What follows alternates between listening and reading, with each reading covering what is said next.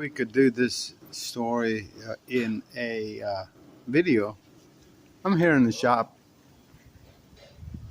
Yeah, here's my truck. And so this is a story I've been thinking about for quite a few years. It's called The Land of Goshen, the suburbs of the Goshen. Well, we lived on Goshen. We was on the edge of town. We was on the edge of town, and as were our neighbors across the pond, across the creek, across the canal, the, the canal, and it was the waterway. We call it the waterway. The neighbors call it the way of water, but that was because that was in their language. The Egyptians. Now we spoke Hebrew, and we were living on in Goshen. We were both in the city limits of Goshen. Actually, it was a divided city by the canal and by the language and the people groups. That was two of us, two groups. Well, but we were neighbors, and so and by the way, some of those Egyptians became part of the mixed multitude. There were some good folks. We had good neighbors. I mean, we were neighbors there for generations, and we many of the folk worked in the water department, and we dug the canals and we built the roads and we brought water into the city, into parts of the city. Ours was the main canal we call it the waterway in the Hebrew tongue. Well, the neighbors, we spoke a different language, but a lot of us spoke both languages on both sides. That Egyptian language was a little hard for us, but Hebrew seemed like it was easy for them. That's a funny thing how that works. Now, the written language of the Egyptian written language, those so many characters, and we in the Hebrew, our Hebrew language, we had 24 characters.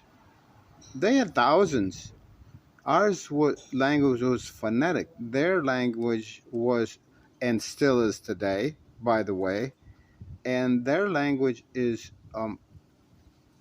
pictorial, pictographic. Well, we didn't want our boys mixing with them Egyptian girls, and we didn't want them Egyptian boys mixing with our Hebrew girls, so we had some strict laws. I mean, this is before the time of Moses. This is close to the time of Moses. We're getting that time, and the actual date, I'll have to give it to you later on. But we're talking about a kind of a long time period, so there's not really a specific date we can give you here. But this was after Joseph, and Joseph. When Joseph came his brothers after him, and Jacob, who well, they all died in the land of Goshen, in the land of Egypt. And the bones of Joseph we took back, and the bones of Jacob we took back. I I think we took the bones of Jacob back. So so I'm gonna kind of give you this story as kind of the water department uh, summary or story or outline overview of our life in the city, in the land of Goshen. It was a pretty big land. I mean, the Hebrews have gotten to be a pretty big group of people. Like there was what was it, 500,000, just the men alone at the time of the Exodus. Yeah, okay, I just dated it. Exodus. So But this is before the Exodus. So we this is a hindsight sort of a story.